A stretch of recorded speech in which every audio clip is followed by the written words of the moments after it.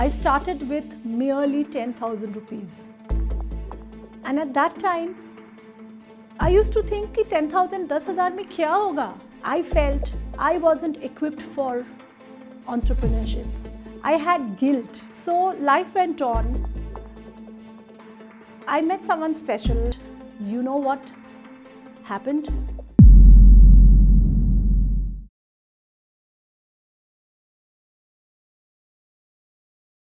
Namaskar, I'm Prianka, a mompreneur. Business is all about finding solutions to plug a gap. At least that's what we all know. But for me, business was about finding solutions to bring myself out of situations that I found myself in. To bring myself out of difficult situations that I found myself in. Just like everybody else, I too had a very happy and normal childhood. I had a hobby, I went to school, I had friends, and so on. And my parents were very, very appreciative and encouraging of that too. And like all of us, I had a normal childhood. But all of a sudden, that happy childhood was brought to a sudden halt. When I was in grade 9, I lost my father. I grew up very fast, I matured very fast. I was young and I had dreams in my eyes. At that time, I wanted to be independent, I wanted to earn my own money. And so there I was. But there was one thing missing. That hobby that I had spoken about, it had all flown out of the window. So life went on. I met someone special, I got married, and I was walking the trodden path. I was happily settled, as some would say it. But that one thing that gave me such a lot of pleasure, my art, had completely disappeared. And you won't believe it, it came back into my life at a time when I was least expecting it. I had conceived my first child, and I was medically put on in a lockdown.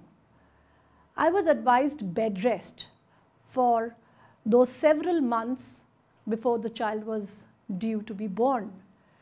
Can you imagine what I went through? I was expecting my first child, which is such a happy news. But I was not happy.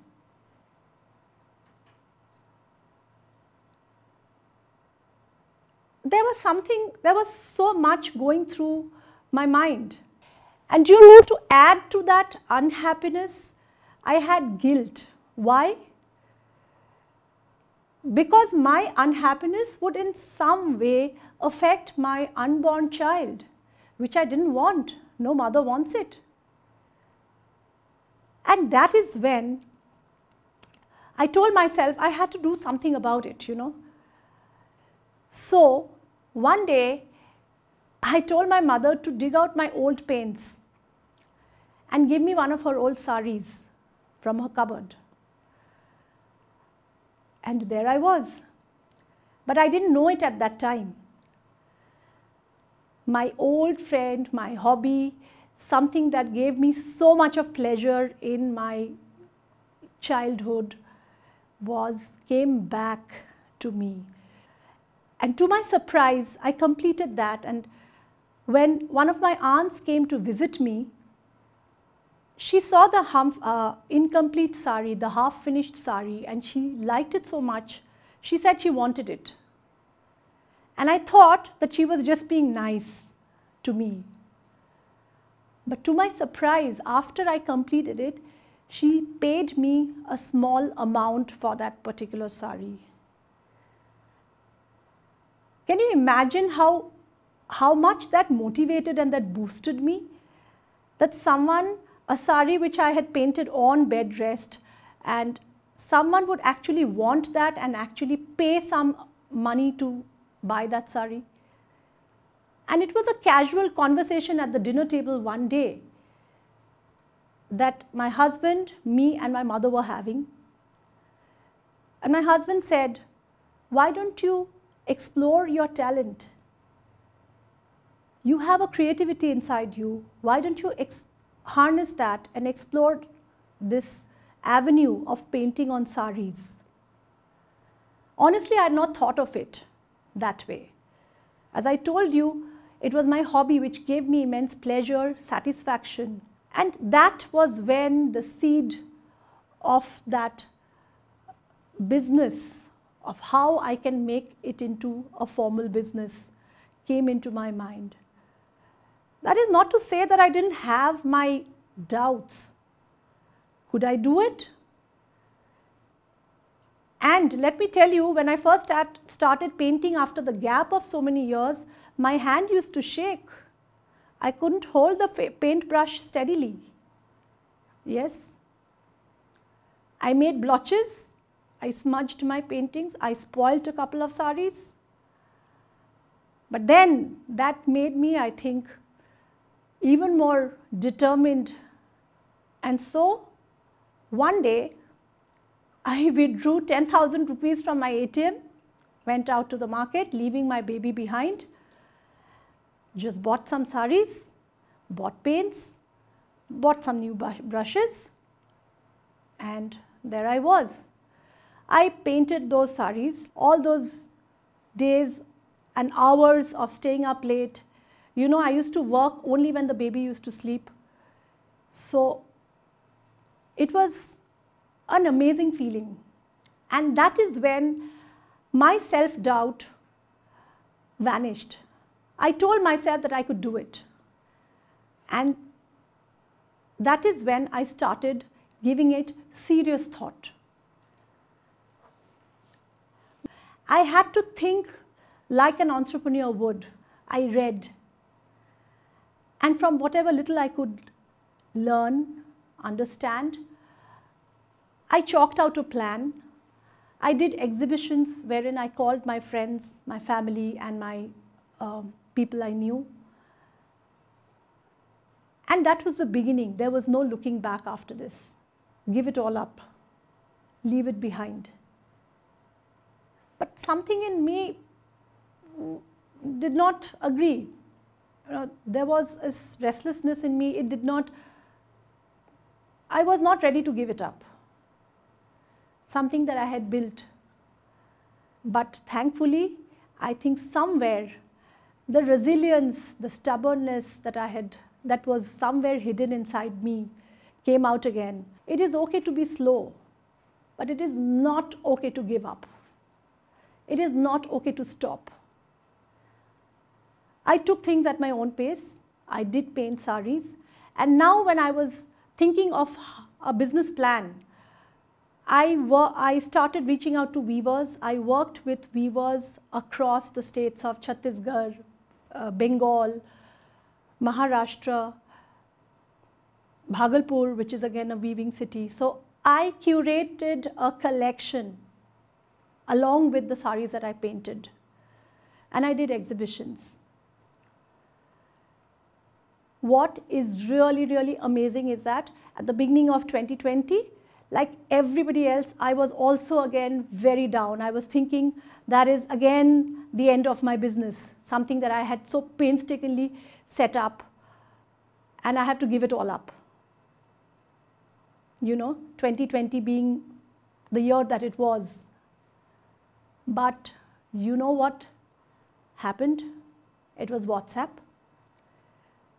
WhatsApp was so beneficial for me. I was able to connect with all my weavers across the country, across the clusters. We used to do video calls, WhatsApp video calls, and they used to show me their collections. And I used to choose the saris that way, you know, curate my collection that way. On the other end of the spectrum, WhatsApp, when everybody was in the lockdown, WhatsApp allowed me to connect to my customers. People who had put their trust in me and who had bought my saris and who were now unable to visit me, right, to touch and feel and see for themselves. It was WhatsApp again. Video calls in the night, in the midnight. showing the sarees like this, showing the sarees like this, opening it up, all of it, as you would see in a showroom or a shop. But the only thing is, it was all virtual. And yes, I did get orders. I did get sales. That was the beauty of it all.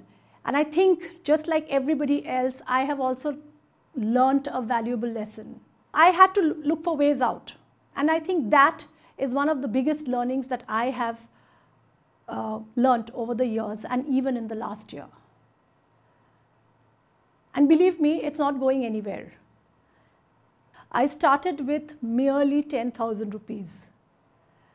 And at that time, I used to think कि 10,000, 10,000 में क्या होगा? I used to think that one needs a lot of money to invest in a business and start a business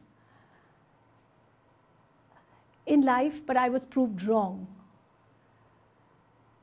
In so many instances, I felt that sometimes I wasn't equipped for entrepreneurship. I wasn't equipped to run a business. Sometimes I felt that my opportunities were not enough in the city that I was living in. At times, I felt मुझ में कुछ कमी तो नहीं है, education की कमी तो नहीं है, मुझे कुछ सीखना चाहिए to run a business. But you know what?